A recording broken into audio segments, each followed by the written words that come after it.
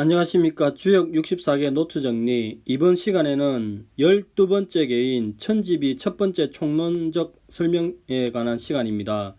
전체적으로는 107번째 노트 정리입니다. 이번 시간에는 천지비계의 총론적인 설명에 대해서 노트 정리한 것을 같이 바라보겠습니다. 자, 먼저 한자를 같이 한번 읽어보겠습니다. 자, 저번에 했던 노트 정리 중에 목차에 오류가 있어가지고 교정을 해야 될 것 같습니다. 주역 64개 노트 정리에 지천태에 관한 부분이 4개가 있는데, 첫 번째가 103이고, 두 번째가 104, 여기까지는 괜찮습니다. 근데 세 번째를 105, 네 번째를 106으로 이렇게 수정해야 될 것 같습니다. 그러니까 비디오 화면에 이렇게 잘못돼서 나갔는데, 요렇게 세 번째는 105, 세 번째는 106 이렇게 수정이 필요합니다. 안에 내용은 오류가 없으니까 목차만 이렇게 수정해서 이해하시면 보면 될 것 같습니다. 자, 빗계로 다시 들어가서 이제 한자를 같이 한번 읽어보겠습니다. 비지비인 분리군자정 대왕소래 사람의 길이 아니니 군자의 바른 길에 분리군자정 분자의 바른 길에 이롭지 않으니 대왕소래 큰 것이 가고 작은 것이 오니라 이렇게 이야기합니다. 자, 기본적으로 비는 막히다 통하지 않다는 의미를 가지고 있습니다. 자, 그러보면은 비는 막히다 통하지 않다는 의미를 가지고 있죠. 자, 상꾀거는 이렇게 상승의 성질이 있고 상승하죠. 합계고는 상대적으로 이제 하강의 성질이 있으니까 만나지 않죠, 서로. 그래서 비색하게 된다고 이야기합니다. 그리고 시간적으로 보면은 이제 고는 이미 생성이 된 것이고 거는 점점 사라져가는, 이제 음의 도가 이렇게 점점 생성되는 거, 자라나는 거죠. 그리고 거는 이제 점점 사라지고 그런 시절입니다. 괴를 보면은 상꾀천은 하늘, 강건함, 수레, 차가움, 상승의 기운을 뜻한다. 합계고는 대지, 땅, 백성, 순중함, 수레, 따뜻함, 인색함, 끝없음, 하강의 기운을 뜻한다. 빗계 시절에는 상계와 합계가 서로 방향이 달라서 천지가 소통하지 않는다고 이야기합니다. 자, 단사 부분을 같이 한번 읽어보겠습니다. 자, 비지비인 분리군자정 대왕소래 비는 사람의 길이 아니다. 군자의 바른 길은 이롭지 않다. 큰 것이 가고 작은 것이 온다는 것은 즉시 천지 불교 이 만물 불통야 곧 천지가 교접하지 못해서 만물이 통하지 못하여 상하 불교 이 천하 무방야 상하가 사귀지 못해서 천하의 나라가 없는 것이라. 내음이 외양, 내유이 외강, 내소인 외군자, 소인 도장, 군자 도소야. 아는 음이며 밖은 양이며 아는 유이며 밖은 강하며 아는 소인이고 밖은 군자라 하니 소인의 도가 번영하고 군자의 도는 사라진다 이렇게 이야기합니다. 그러면 이제 이게 이제 단사에 관한 이야기인데 기본적으로 이 분리군자정에 대해서 이제 해석에서 학설 대립이 있습니다. 일반적으로 이걸 이제 이렇게 끊어보면은 정을 발음이라고 하죠. 그래서 1번 군자의 발음에 불리하다 이렇게 해석을 합니다. 이게 이제 일반적인 해석이죠. 근데 이거 정을 4로 해석해 가지고 1번 군자의 일은 이롭지 않다 이렇게 해석하는 견해가 있습니다. 자, 첫 번째 견해는 군자의 발음이 불리하다. 두 번째 군자의 일은 이롭지 않다 이렇게 학설 대립했습니다.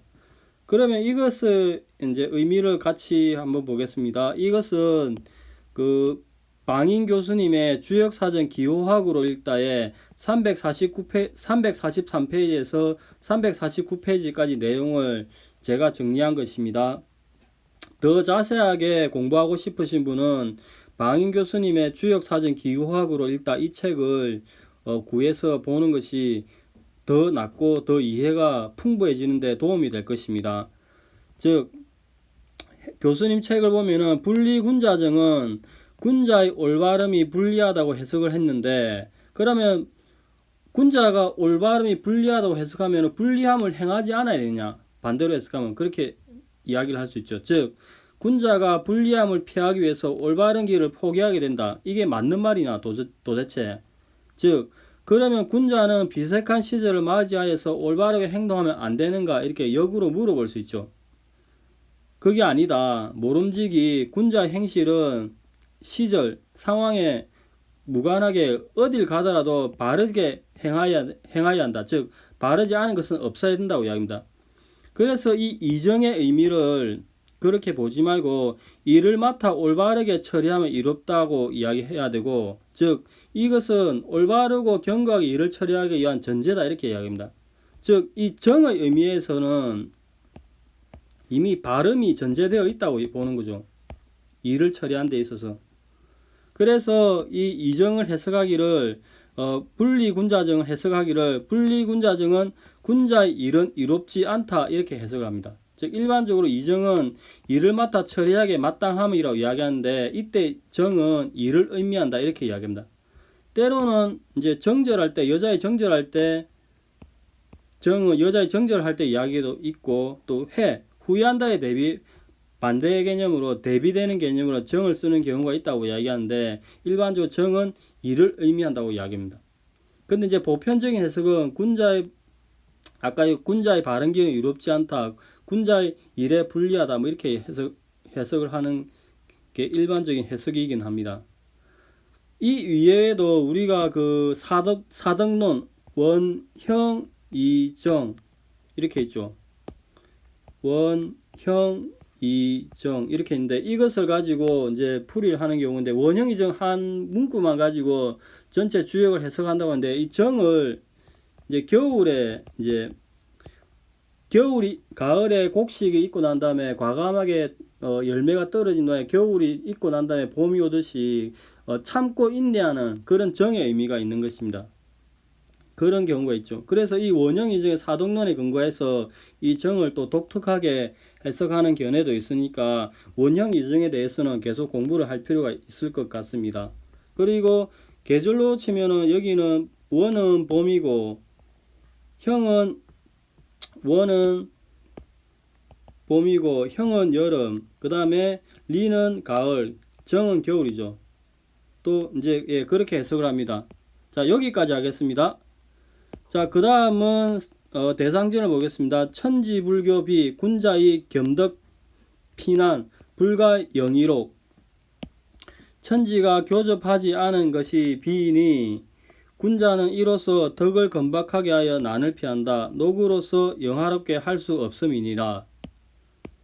즉 겸덕 피난, 덕을 검소하여 난을 피한다고는 의미이고, 불가 영의록은 영예와 녹을 탐하여 이심출세, 출사하지 않는다, 벼슬 길을 나가지 않는다 이렇게 보는 거죠.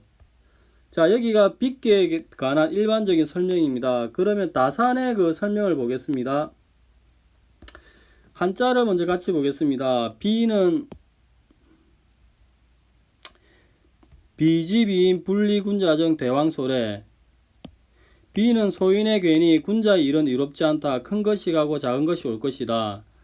상활 천지부교 비 군자의 겸덕난 불가 영의록. 하늘과 땅이 교섭치 않는 것이 빗계의 상이니 군자의 괴상을 관찰함으로써 검소한 덕을 갖추어 험난한 세상을 피하여 녹봉으로서 자신을 영화롭게 하지 않는다. 이제 출사하지 않는다 이렇게 이야기하는 거죠. 비는 이제 일반적 기존의 설명과 동일하게 다치고 막힘이랍니다. 그래 7월 음력 7월. 그다음 비는 소인이죠. 그래서 이 물상을 보면은 1200개 추위산 천산둔에서 천집이 이렇게 경향선을 가지고 이렇게 음의 전진이 나아가는 거죠. 둔께 시절에는 이렇게 4개의 양이 서로 잇따라 이어서 아무런 한계가 없이 통하였는데, 이제 이렇게 빗계가 되면은 군자와 소인이 서로 통했다고 이야기합니다. 이렇게 소인의 상이 나오는 거죠. 통했는데 추위하여 빗계가 되면은 이렇게 단절이 되는 거죠.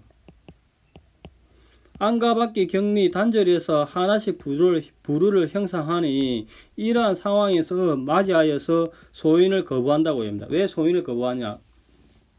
소인은 인간답지 못한 부류이니 이미 나와 같은 부류가 아니라서 어찌 거부하지 않겠는가 이렇게 이야기합니다.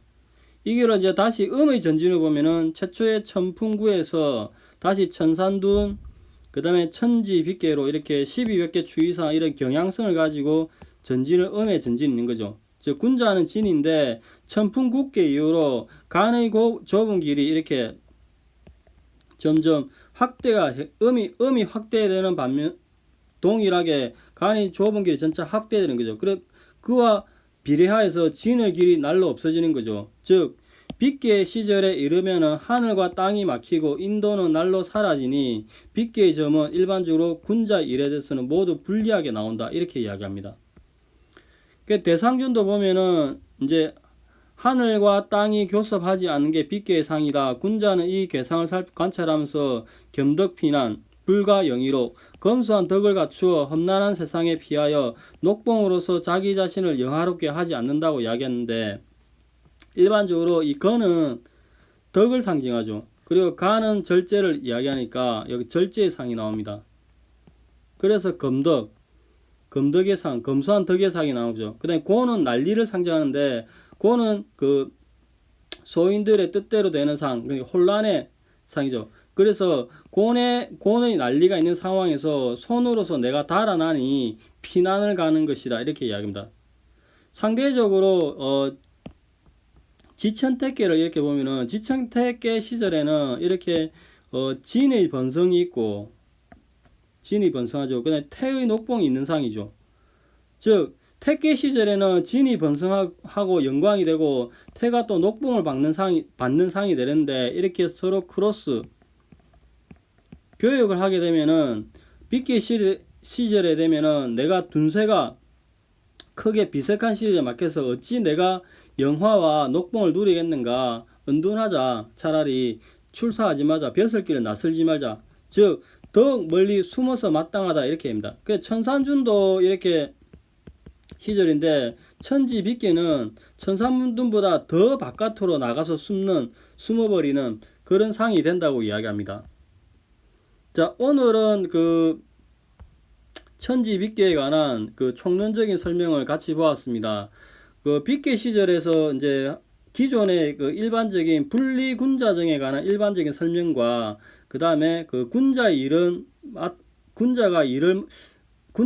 이롭지 않다. 군자가 일을 처리하면 이롭지 않다. 이렇게 해석하는 다산의 견해도 있으니까 이것을 같이 염두에 두시고 나머지 개별 호사도 보면서 판단을 하시기 바랍니다. 그리고 그 저번 시간에 했던 지천태 제일 마지막 회에서 전환의 시점이 오는 거죠. 그래서 이제 천지빗계로 넘어갔고 천지빗계도 제일 마지막 효에서 또 전환이 오니까 계속 이제 상효 제일 위에 있는 효가 전환의 시점이 온다는 그 주역의 물급필반의 시점을 계속 염두해 주시면서 괴풀이 한 것을 보시면은 조금 더 이해가 넓어질 것이라 생각이 듭니다. 자, 오늘은 여기까지 하고 다음 시간부터는 개별 효를 살피겠습니다. 감사합니다.